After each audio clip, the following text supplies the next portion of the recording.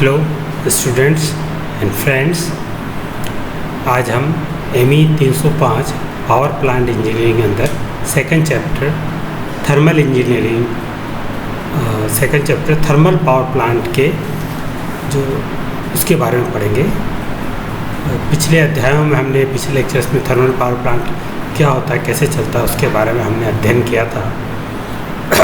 अभी हम thermal power plant में कंबशन इक्विपमेंट्स के बारे में अध्ययन करेंगे। कंबशन इक्विपमेंट्स क्या काम करते हैं, किस तरह के होते हैं, उनके क्लासिफिकेशन क्या होता है, उसके बारे में हम अध्ययन करेंगे। तो combustion equipments, the combustion equipment is a component of steam generator off the thermal power plant.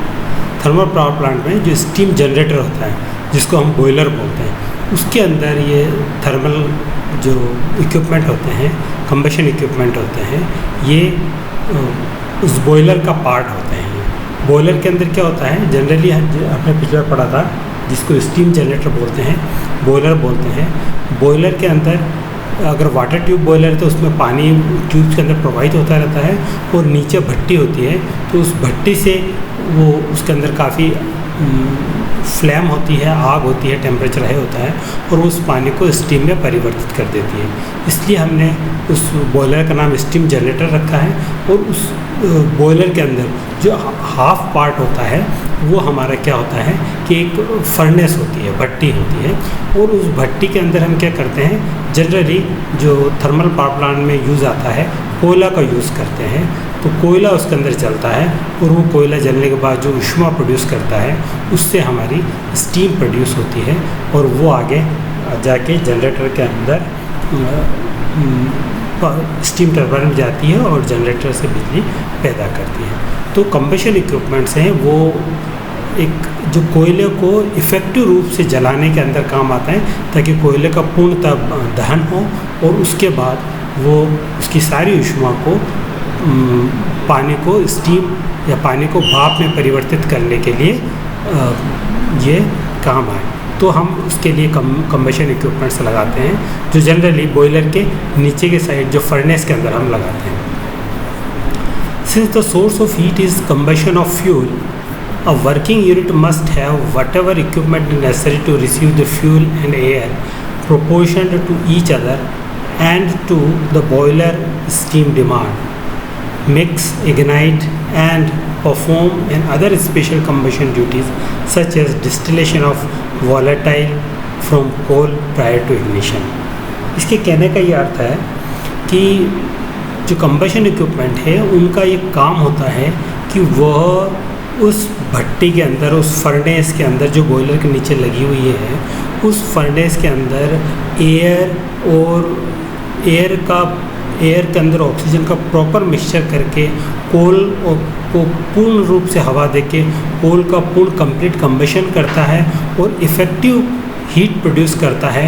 और कोल में उपलब्ध जो वोलेटाइल मटेरियल होते हैं उनको इजीली एग्जॉस्ट गैसों के द्वारा निकाल देता है और वो सारी हीट को वो इफ़ेक्टिव रूप से पानी को दे देता है, ताकि पानी से स्टीम बन जाए और किसी तरह का हमारी हीट का नुकसान नहीं हो। यही हमारे कंबशन इक्विपमेंट्स की रिक्वायरमेंट होती है। तो basic requirement of the combustion equipment, जो भी कंबशन इक्विपमेंट है, कंबशन मतलब जलने में सहायता करने वाले जो इक्विपमेंट्स हैं या जिनके ऊपर रख के कोयला जलाया जाता है, या जो फर्नेस के अंदर जो फर्नेस के कंपोनेंट है, जैसे या यानी कि उसकी भट्टी के कंपोनेंट्स हैं, उनकी क्या क्या रिक्वायरमेंट होनी चाहिए, यानी कि किस तरह का वो काम करना चाहिए, ताकि हमें ये आसानी से हमारा कोयला जल सके और इफ़ेक्टिव रूप से जल सके, कम्प्लीटली कंबशन हो, मतलब उनको पूर्ण रूप से जल सके, यानी कि आधा कोयला जला आधा चला गया है। तो इस तरह से हम क्या करते हैं, पूर्ण कंप्लीट कंबशन है तो हम क्या करते हैं, बेस की रिक्वायरमेंट्स क्या क्या है, वो करीब 6-7 रिक्वायरमेंट ये आपको दी है, हम बताते हैं। Thorough mixing of fuel air, fuel और एयर का पूरा मिक्स होना चाहिए, यानी कि अगर जो अंदर कोयला हमने रखा है या कोयला पल्वराइज फॉर्म में है, पाउडर फॉर्म में है, तो उस कोयले के अंदर पूरी हवा उसको पूरी मिले, ताकि उसका कंप्लीट कंबशन हो, है ना। दूसरा वो कह रहा है the optimum fuel air ratios leading to the most complete combustion possible maintained over full load range. वो ये कहना चाह रहा है कि फ्यूल और एयर का जो रेशो है वो ऑप्टिमम हो, यानी कि उसको उस फ्यूल को जलने के अंदर जितनी एयर की आवश्यकता हो, यानी कि एयर में उपस्थित ऑक्सीजन की जितनी आवश्यकता हो वहाँ पर वो उसको मिले और उसके अंदर पूर्ण रूप से उसका मिक्सिंग करके और वो हम उसका ऑक्सीकरण करें, यानी कि उसका दहन करें कोयले का। तो कोयले के दहन के अंदर एक मेन इम्पोर्टेंट क्या होता है कि उसको पूर्ण रूप से ऑक्सीजन मिलनी चाहिए, हवा मिलनी चाहिए। कहीं आपने देखो कि भट्टी जो अपन रोड साइड में कहीं जो सेव बनाने वाले, नमकीन बनाने वाले अगर भट्टी लगाते हैं तो हम वो क्या करते हैं, एक तरह से हवा करते रहते हैं। तो एयर पूर्ण मात्रा में उसके अंदर जाती है, तो एयर में उपस्थित ऑक्सीजन से वो क्या करते हैं कि वो कोयले के कण उससे अच्छी तरह से मिलके और कोयले का पूरा कम्बशन करते हैं और कोयले के अंदर पूरी ऊष्मा प्राप्त होती है। तो इस वजह से कोयले के पूर्ण दहन के वजह से हम क्या करते हैं कि ये बेसिक इक्विपमेंट्स लगाते हैं। तो इनकी रिक्वायरमेंट ये होती है कि ये अच्छी तरह से एयर फ्यूल रेशो उसको प्रदान करें। Ready and accurate response of rate of fuel to load demand, usually as reflected in the boiler steam pressure. Ready and accurate response of rate of fuel feed, मतलब accurate ratio fuel feed का accurate उसके अंदर ratio चला जाए एकदम। हमें अगर ज़्यादा ऊष्मा की ज़रूरत पड़ी, ज़्यादा स्टीम बनानी है तो हम एकदम थोड़ा सा उसके अंदर ज़्यादा कोयला भेजें तो ज़्यादा हीट उत्पन्न होगी, और अगर बहुत ज़्यादा ताप हो गया है उसको ओवर हीट होगा तो एकदम हम उसको रोक दें। तो ये एक प्रोविज़न होना चाहिए, ऐसा इक्विपमेंट्स होना चाहिए कि हम क्विक रेस्पॉन्स से तो एकदम बटन से चालू करने से उसकी सप्लाई कोयले की बंद हो जाए, कोयले की एकदम सप्लाई चालू हो जाए। तो इस तरह से रेडी एंड एक्यूरेट रेस्पॉन्स होना चाहिए, बिल्कुल, है ना। तो उससे क्या होगा, हमारा वेस्टेज कम होता है और हम उस भट्टी को ज़्यादा कंट्रोल कर सकते हैं, हम टेम्परेचर मेंटेन कर सकते हैं। उससे हमारी स्टीम की जो रेट ऑफ प्रोडक्शन है वो उस पर डिपेंड करती है और इससे स्टीम बनना बंद हो जाती है और एकदम तेज़ स्पीड से हो जाती है या हाई टेम्परेचर पे स्टीम प्राप्त होती है। तो इस इक्विपमेंट जो हम लगाते हैं उनमें ये सब क्षमताएँ होना आवश्यक है। फिर continuous and reliable ignition of fuel, continuous और रिलायबल हो, यानी कि कंटिन्यूसली उसके अंदर ऐसा प्रोसेस हो कि हमें नहीं कि बीच में कोई इंटरप्टेड हो जाए, रुकना पड़े। कंटिन्यूसली उसके अंदर कोल आता रहे, कंटिन्यूसली एयर आती रहे और हमारी जो फर्नेस है वो कंटिन्यूस जलती रहे और कंटिन्यूस स्टीम या भाप बनाती रहे, ताकि हमारे जो पावर प्लांट है उसमें कहीं कोई दिक्कत उत्पन्न ना हो, वो भी कंटिन्यूस चलता रहे। फिर है practical distillation of volatile components of the coal. अगर आपने जैसा फर्स्ट में पढ़ा होगा कोल का कम्बशन, के कोल का जब कम्बशन होता है तो कोल के अंदर बनने वाली एक तो क्या होती है, ऐश होती है, राख बनती है, और दूसरा धुआं के रूप में फ्लू गैसेस निकलती है, जिसके अंदर sulphur dioxide, nitrogen dioxide, carbon monoxide, carbon dioxide, ये सब निकलती है। तो ये सब वोलेटाइल कंपोनेंट्स है कोल के, है ना। जो हेवी कंपाउंड्स होता है वो तो नीचे राख के रूप में चला जाता है, जिसको ऐश एनालिसिस हम हैंडल कर लेते हैं, लेकिन जो उड़ता हुआ वोलेटाइल कंपोनेंट्स है वो वोलेटाइल कंपोनेंट्स ये इसमें इजीली प्रैक्टिकल कंटिन्यूस निकलता रहे और प्रैक्टिकल इसका डिस्टिलेशन हो जाए, वो ऊपर निकल जाए ताकि उसके साथ ज़्यादा हीट नहीं जा सके। Adequate control over point of formation and accumulation of ash when coal is fuel. अगर कोयला एज ए फ्यूल यूज़ कर रहे हैं भट्टी में तो हमें ऐश कंट्रोल, उसमें जो कोयले के जलने के बाद जो ऐश बच रही है उसका हम सही तरीके से कंट्रोल करके डिस्पोज ऑफ कर सकें, ऐसी व्यवस्था उसके अंदर होनी चाहिए उन इक्विपमेंट्स में। फिर अब हम जो कोयले का फायरिंग करते हैं भट्टी के अंदर वो हम किस तरह से करते हैं, वो कुछ पॉइंट्स पर डिपेंड करता है। तो इसमें लिखा हुआ है the selection of firing method depends for the particular power plant depends upon the following factors. Following factors के ऊपर वो डिपेंड करता है किस तरह से हम उसके अंदर फायरिंग सिस्टम लगाते हैं। द कैरेक्टरिस्टिक ऑफ अवेलेबल कोल, ये 3-4 फैक्टर जिनके ऊपर हम ये यूज़ करते हैं कि हम उस भट्टी के अंदर कौन सा फायरिंग सिस्टम लगा रहे हैं, है ना। तो फायरिंग सिस्टम का क्वालिफिकेशन अपन आगे देंगे जो फ्लो चार्ट बना हुआ है, लेकिन ये फायरिंग सिस्टम हमें कौन सा चूज़ करना है इसके लिए हमें 3-4 5 ऐसे फैक्टर जिनके ऊपर हमें ध्यान रखना पड़ता है कि characteristic of the coal available है वो किस कैरेक्टरिस्टिक का, उसकी क्या क्वालिटी है, एरेंथोसाइट है, बिटुमिन कोल है या और कोई दूसरा तरह का कोयल है, तो इसकी कैरेक्टरिस्टिक को डिपेंड करेगा कि उसमें कितने वोलेटाइल मटेरियल है, कितनी उसके अंदर ऐश कंटेंट कितना है ना। दूसरा कैपेसिटी ऑफ द प्लांट की कैपेसिटी कितनी है, वो 1000 वाट का है या सुपर थर्मल पावर प्लांट है या ultra super thermal power plant है या मॉडर्न पावर प्लांट है या कंप्यूटराइज्ड कंट्रोल्ड है, किस तरह का उस पर डिपेंड करता है। तो load factor of the power plant पर लोड फैक्टर कैसा है, यानी पीक लोड फैक्टर का प्लांट है या बेस लोड का पावर प्लांट है, उस पर डिपेंड करता है। जनरली हम थर्मल पावर प्लांट को बेस पावर प्लांट के रूप में ही ज़्यादा यूज़ करते हैं। Nature of load deduction and nature of load किस तरह का है उसके अंदर, फ्लक्चुएटिंग स्विंग क्या क्या है, नेचर ऑफ लोड क्या है उसका, डेड लोड है या फ्लक्चुएटिंग लोड क्या रहा है, reliability and efficiency of the various combustion equipments available, जो हमारे पास अवेलेबल है उसके अंदर सबसे रिलायबल कौन सा फायरिंग सिस्टम है, वही फायरिंग सिस्टम हम लगाने की कोशिश करते हैं। तो ये 4-5 पॉइंट्स के आधार पर हम सिलेक्शन करते हैं। फिर उसके बाद आया the classification of the combustion system used for coal burning is as follows. तो कोल बढ़ने के लिए हम कौन सा फायरिंग सिस्टम यूज़ लेंगे वो हम इस तरह से लेते हैं। ये सॉलिड फ्यूल फायर के दिया हुआ है, यानी कि हम कह सकते हैं कि कोल के लिए यही फायरिंग सिस्टम दिया हुआ है।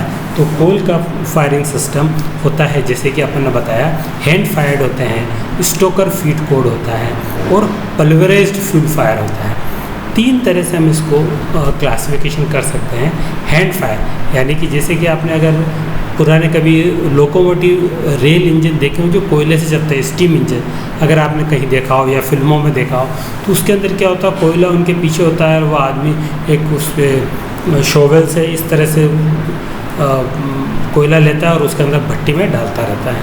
तो क्या इस तरह का सिस्टम है जो कि आजकल बिल्कुल ख़त्म हो चुका है, हैंड फीड फायर। दूसरा होता है स्टोकर फीड सिस्टम, ये भी अभी कहीं कहीं यूज़ में हो रहा है। स्टोकर फीड से हम क्या करते हैं कि एक स्टोकर एक ऐसी चीज़ होती है जिसके द्वारा हम क्या करते हैं कि कोल का फायरिंग सिस्टम करते हैं। ये आपने देखा होगा, तो पहले हमारे एक सिगड़ी होती थी, उसके अंदर हम स्टोकर, जिसके ऊपर जाली होती थी, नीचे से हवा आती है और ऊपर से वो क्या होती है, कोयला जलता है। तो इस तरह का स्टोकर से हम फीड देते हैं, यानी कि ऑटोमेटिक फीडिंग हो जाती है। इसको स्टोकर अपने आप चलता रहता है, मैकेनिकली चलता है ये, और कोयला अंदर जाता रहता है। हम उसकी रेट फिक्स कर देते हैं कि भाई इतने मिनट के अंदर इतने किलो कोयला अंदर जाना चाहिए, उससे कोयला अपना आप जाता है और वो हम करते हैं। तो स्टोकर फीड फायरिंग सिस्टम के अंदर क्या होता है, 2 होते हैं फिर भी, ओवरफीड स्टोकर और अंडरफीड स्टोकर। ओवरफीड यानी कि स्टोकर को ऊपर से फीड करना, कोयला जल रहा है और ऊपर से फीड करना। एक होता है अंडरफीड स्टोकर, ऊपर कोयला जल रहा है और नीचे से हम कोयला उसके अंदर भेजते रहते हैं। तो इस तरह से ओवरफीड और अंडरफीड स्टोकर 2 तरह का होते हैं। ओवरफीड स्टोकर में 3 होते हैं, चेन ग्रेड टाइप होता है, ट्रैवलिंग ग्रेड टाइप और स्प्रेडर टाइप। चेन टाइप होता है जिसमें चेन लगी होती है, उसके ऊपर कोयला आगे जाता रहता है। ट्रैवलिंग ग्रेड वो पूरी ग्रेड है, जाली है जिसके ऊपर कोयला जलता है, वही ट्रैवल होती रहती है। और तीसरा है स्प्रेडर टाइप, अपन स्प्रेड करते हैं अंदर भट्टी के अंदर और कोयला उस स्प्रेड अवस्था में ही जल जाता है। तो फिर अंडरफीड स्टोकर में सिंगल रेट्रो टाइप और मल्टी रेट्रो टाइप, ये सब हम 5 तरह के हैं। ये आगे अभी हम चित्र द्वारा समझ के पढ़ेंगे। तो तीसरा हमारा फ्यूल फायरिंग सिस्टम है पल्वराइज्ड फ्यूल फायरिंग सिस्टम, जो आजकल सबसे ज़्यादा यूज़ किया जाता है, pulverised fuel fired system. Pulverised का मतलब ये होता है कि जो कोयला हमारे पास है, तो कोयला जैसे आपने जनरल देखा होगा तो वो करीब 5 सेंटीमीटर 6 सेंटीमीटर या 2-2.5 इंच का कोयला होता है एक ब्लॉक। तो अब पल्वराइज्ड फ्यूल फायर में हम उस कोयलों के करते एकदम बारीक पाउडर में पीस देते हैं, बिल्कुल वो क्या हो जाता है, एकदम बारीक मेश का पाउडर हो जाता है। उस पाउडर को हम क्या करते हैं, भट्टी में जलाते हैं। जब वो कोयला बिल्कुल पाउडर हो जाता है तो उसको उसकी सरफेस एरिया बढ़ जाता है और वो भट्टी में हम उसको स्प्रे करते हैं और एकदम वो आग के अंदर फटाफट जल जाता है। तो ये क्विक फायरिंग होती है। आजकल जितने भी बड़े पावर प्लांट्स हैं उनके अंदर ये पल्वराइज्ड फ्यूल फायरिंग सिस्टम ही यूज़ में लिया जाता है। तो इसके अंदर भी 2 सिस्टम है, एक तो यूनिट सिस्टम और सेंट्रल सिस्टम। तो ये अभी हम आगे आने वाली स्लाइडों के अंदर हम इन्हीं बारे में 7 चीज़ के अंदर अध्ययन करेंगे। Classification of combustion equipment. Combustion equipment का हम वर्गीकरण कर सकते हैं। किस तरह से वर्गीकरण करते हैं कि सॉलिड फ्यूल फायरिंग है, कोयला क्योंकि सॉलिड होता है तो कोल बर्निंग का वो हम बोलते हैं कि सॉलिड फ्यूल फायरिंग है। इसके अंदर 3 होता है, हैंड फायर्ड, स्टोकर फायर्ड और पल्वराइज फ्यूल फायर। जो अभी अपन ने पीछे फ्लो चार्ट में देखा वही यहाँ पे शब्दों में लिखा हुआ है। स्टोकर फायरिंग के अंदर ओवरफीड स्टोकर, अंडरफीड स्टोकर 2 तरह के होते हैं। पल्वराइज फ्यूल फायरिंग के अंदर जिससे बनाया पल्वराइज फ्यूल मतलब उस जो सॉलिड फ्यूल है उसको एकदम बारीक पाउडर के अंदर पीस लेते हैं, बॉल मिल या जो मिल है डिफरेंट, और फिर उसके बाद उसको भट्टी के अंदर स्प्रे करके उसको जलाया जाता है ताकि वो जल्दी जल जाता है, उसका सरफेस एरिया ज़्यादा होता है और वो ऑक्सीजन से कंप्लीट कम्बशन होता है उसका। तो ये यूनिट सिस्टम, सेंटर सिस्टम और तीसरा 1 और 2 यूनिट और सेंटर सिस्टम का कम्बशन होता है। फिर हमने बताया था स्टोकर फायरिंग के अंदर, अब हम इसको डिटेल में पढ़ेंगे जैसा मैंने आपको बताया था। तो Stoker is a power operated fuel feeding mechanism and great. जो स्टोकर जिसका नाम दिया गया है वो क्या है कि एक पावर ऑपरेटेड है, यानी कि वो मैकेनिकली चलता है और एक तरफ से कोयले को लेके और अपना आप अंदर डालता रहता है। उसकी रेट फिक्स हो जाती है, भाई वो इस तरह से कोयले के अंदर इतना पर एक स्ट्रोक के अंदर 1 किलो या 2 किलो या 10 किलो कोयला एक साथ जाता है और फिर वो जलता है, फिर वो दूसरे स्ट्रोक के अंदर फिर जाता है। जैसे कि अपन बहुत सी बार आटा पिसाने के फ्लोर मिल के अंदर जाते हैं तो वो होपर में गेहूँ डाल देता है और फिर उसकी रेट फिक्स कर देता है कि भाई इतना गेहूँ उसके अंदर हमेशा अपना आप जाता रहे ऑटोमेटिक। इस तरह से ये power operated fuel feeding mechanism होता है जिसमें फ्यूल अपने आप भट्टी के अंदर ऑटोमेटिक जाता रहता है। और उसके अंदर एक ग्रेट होती है। ग्रेट जैसे कि मैंने आपको बताया कि अगर आप में से किसी ने अपने घर में पुरानी सिगड़ी अगर देखी है आपने, जिसको अंगीठी भी बोलते थे अपन लोग, तो जो कोयला जलाने के लिए जो अंगीठी आती है उसके अंदर एक लोहे की जाली लगी रहती है। उस जाली के ऊपर कोयला रखा जाता है और नीचे से अपन हवा करते हैं तो वो हवा ऊपर की तरफ जाती है और कोयला जलता है और उसकी हीट पर जो अपने इक्विपमेंट जो भी रखा पतीली वगैरह वो उससे जलती है। तो इस तरह की ग्रेट होती है एक जाली जिसके ऊपर कोयले को रख के जलाया जाता है। तो स्टोकर फायरिंग का मतलब ये हुआ कि भट्टी के अंदर ऑटोमेटिक एक निश्चित अमाउंट में कोयले का जाना और ग्रेट के ऊपर जाके और उसको जलना, तो ये हम बोलते हैं कि स्टोकर फायरिंग सिस्टम। ये तो ऑटोमेटिक स्टोकर सार होते हैं, ओवरफीड स्टोकर और अंडरफीड स्टोकर। ऑटोमेटिक का मतलब ये मैकेनिकली ऑटोमेटिक होते हैं, हम इसके अंदर चेन पुली या लगा के इसको ऑटोमेटिक ये चलता रहता है। In case of overfeed stoker the coal is fed into the grate. Grate के ऊपर कोल को फीड किया जाता है above the point of air admission, जहाँ से हमारी हवा जा रही है उस हवा के साथ हम ऊपर से कोयले को भट्टी के अंदर फेंकते हैं या फीड करते हैं, उसको हम बोलते हैं ओवरफीड स्टोकर। एंड मतलब जहाँ पर हवा और हमारा कोयला दोनों एक साथ जा रहे हैं तो ओवरफीड स्टोकर होगा। और वो ग्रेट के ऊपर की तरफ जा रहा है ना, ग्रेट को नीचे से हवा नहीं दे रही, ग्रेट के ऊपर कोयला भी ऊपर से जा रहा है और एयर भी ऊपर से जा रही है, तो दोनों ऊपर से जा रहा है, तो उसको हम बोलते हैं overfeed stoker. The coal admitted into the furnace below the point of air of admission, जहाँ से एयर जा रही है उसके जस्ट नीचे हम क्या करते हैं कोयला भेजते हैं और दोनों ग्रेट के ऊपर एक साथ जाते हैं। ये आपको पूरा सिस्टम दिखाया गया है। इसके अंदर अगर आप देखना चाहें तो ये तो एक जाली है जिसको हम ग्रेट बोलते हैं, ये वाले इसके अंदर होल हो रहे हैं ये इस तरह के, तो नीचे से यहाँ से प्राइमरी एयर जा रही है ये, और ऊपर हमने क्या गेट के ऊपर ये हमने क्या कर रखा है कि कोयला है, तो कोयले को हम यहाँ से ये सेकेंडरी एयर जा रही है और उसके नीचे हमने कोयले को ग्रीन कोयला भेजा। ग्रीन कोयले का मतलब बिल्कुल ऐसा कोयला जो अभी ताज़ा है, जला नहीं है। तो ये ग्रीन कोयला जब यहाँ पे जाता है तो ये नीचे ऑलरेडी जला हुआ कोयला है, ये वाला इनकैंडेसेंट कोक जिसे बोलते हैं। इनकैंडेसेंट कोक मतलब एकदम तप्त लाल कोयला होता है, जो बिल्कुल अंगारा जिसे बोलते हैं, अगर हिंदी में आप समझे तो वो अंगारा लाल लाल यहाँ होता है और ये वाला ऊपर काला काला कोयला होता है।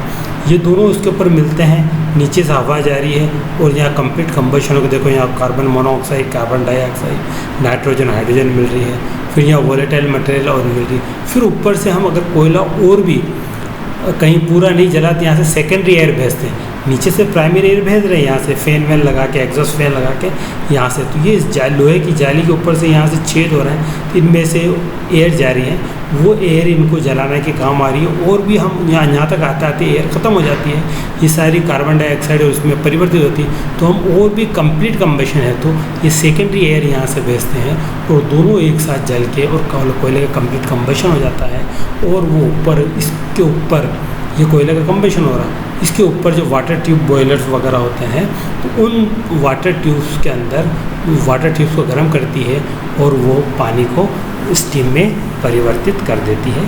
तो ये ओवरफीड स्टोकर का एक प्रिंसिपल है जो कि आपको यहाँ पर बताया गया है।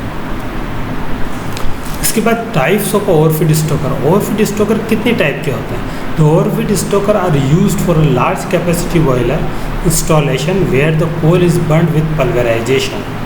कोल पल्वराइजेशन के साथ यूज़ किया जाता है, तब ये लार्ज कैपेसिटी बॉयलर के अंदर यूज़ किया जाता है। And these stoker are mainly of following types के होते हैं: travelling grate stoker, chain type stoker, bar grate type stoker और स्प्रेडर स्टोकर। मैंने आपको बताया था जो पिछले वहाँ, ये सारे हम एक एक करके पढ़ेंगे।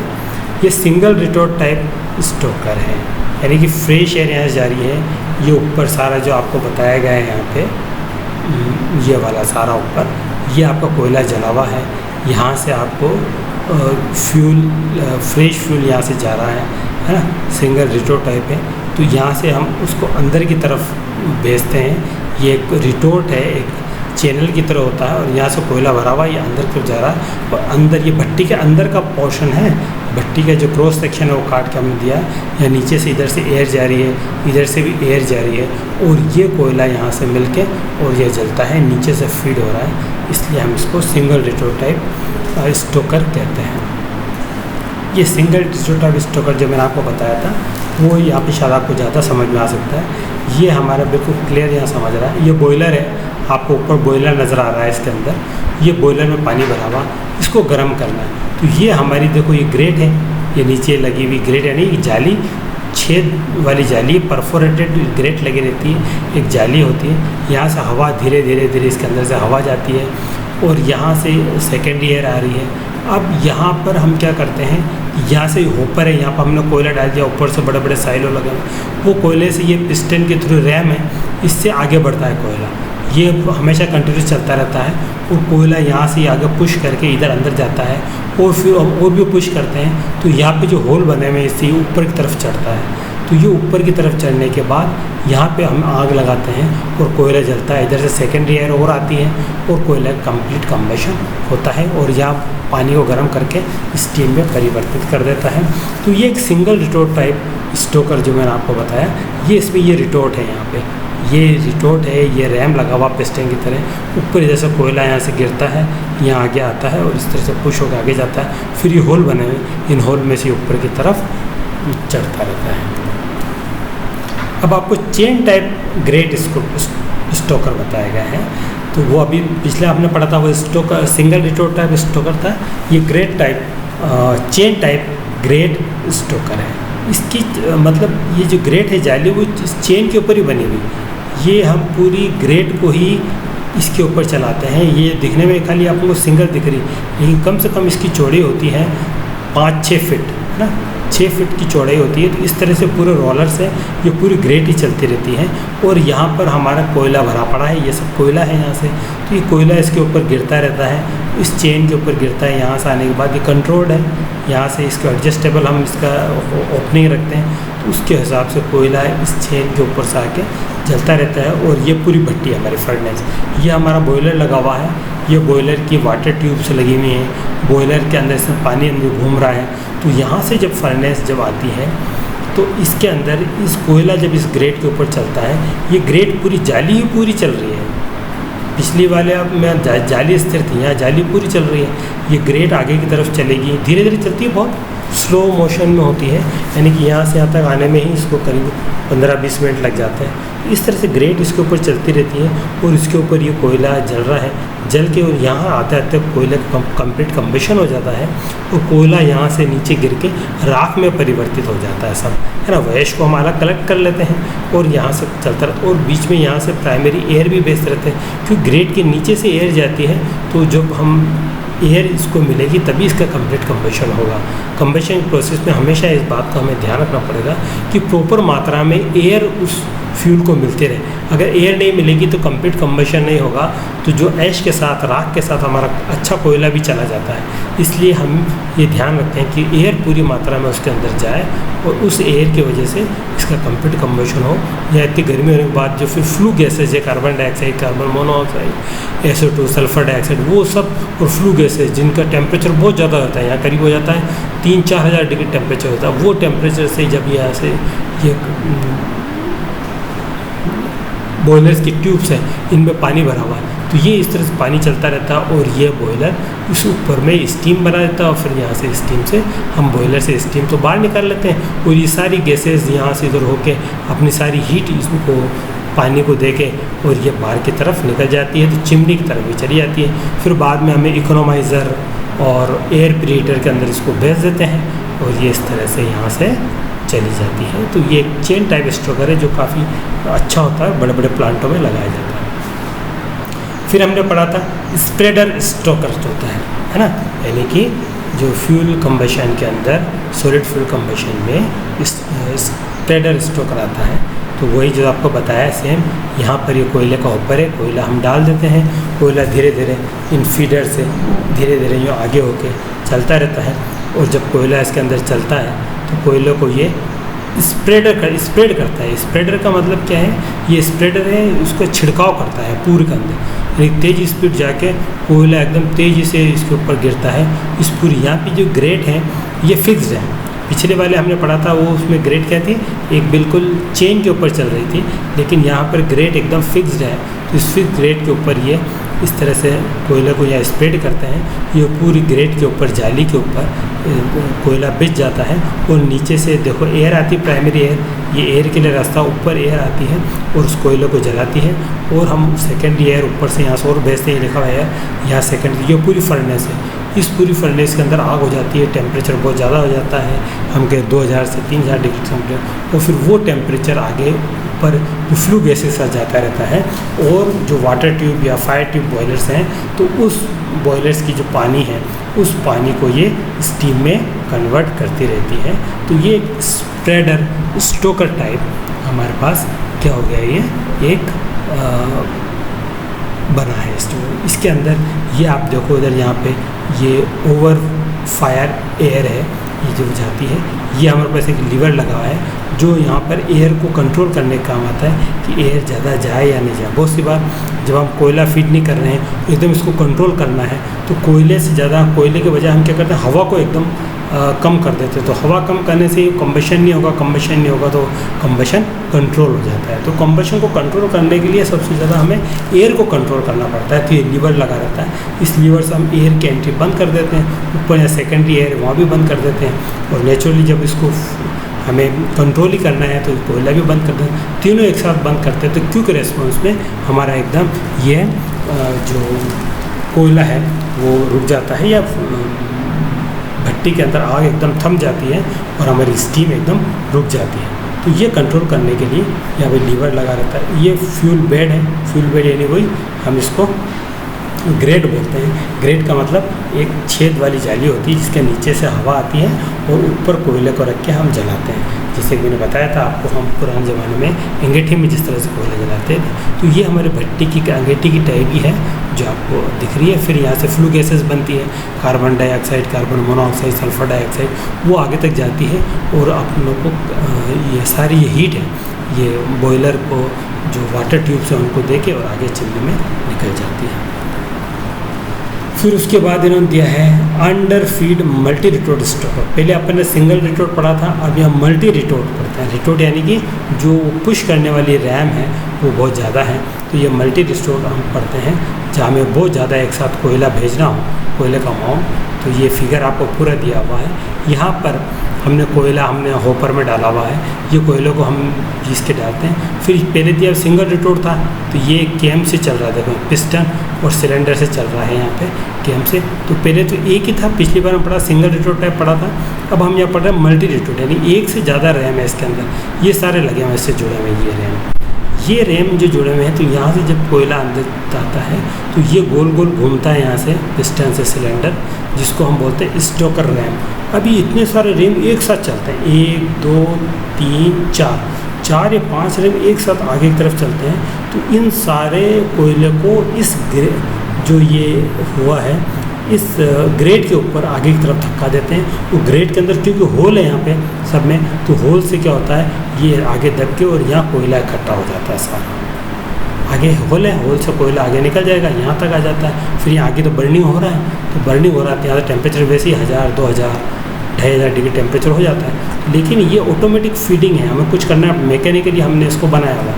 ये ऑटोमेटिक जा रहा है, आगे धक्का दे रहे हैं, ये रैम से इसको धक्का मिल रहा है। ये 4 रैम लगी हुई है, चारों रैम से कोयला आगे की तरफ पुश हो रहा है और यहाँ होल है, इस होल से आगे की तरफ जा रहा है। और फिर ये पूरा जलने के बाद यहाँ पे धीरे धीरे इसके अंदर राख बन रही है, और क्योंकि स्लांट है इसके अंदर है, इंक्लाइंड है, तो धीरे धीरे राख नीचे की तरफ गिर के और यहाँ डिस्चार्ज ऐश रूप में यहाँ डिस्चार्ज होता है, हो जाती है ना। और यहाँ पर एक्सटेंशन ऑफ द ग्रेट कहीं आगे तक एक्सटेंशन है, ये ग्रेट मिलता है। तो यहाँ से ये और भी जो राख है वो नीचे तरफ गिरती रहती है। और यहाँ पे इनकैंडिसेंट जोन होता है। इनकैंडिसेंट जोन मतलब एकदम तप्त लाल अंगीर हो जाता है, जिसका ऑरेंज कलर होता है, वो वाला यहाँ पे होता है।